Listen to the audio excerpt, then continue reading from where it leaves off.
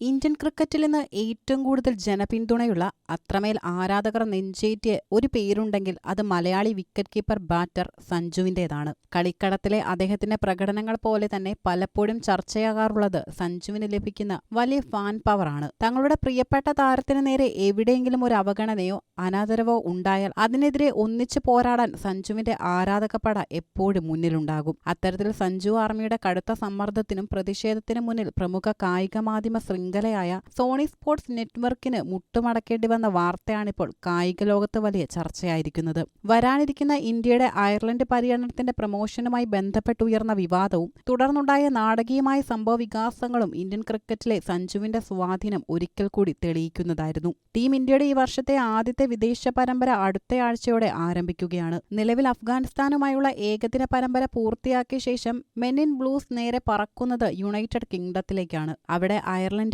England എന്നീ ടീമുകളായാണ് ഇന്ത്യയുടെ പരിമിത ഓവർ മത്സരങ്ങൾ ക്രമീകരിച്ചിരിക്കുന്നത്. ഇതിൽ ആദ്യഘട്ടത്തിൽ അയർലൻഡുമായാണ് ഇന്ത്യ ഏറ്റുമുട്ടുക. 2 മത്സരങ്ങൾ അടങ്ങുന്ന 2020 പരമ്പരയാണ് അയർലൻഡിനെതിരെ ഉള്ളതും. ഇതിനുശേഷമാണ് ഇന്ത്യൻ സംഘം ഇംഗ്ലണ്ടിലേക്ക് തിരിക്കുക.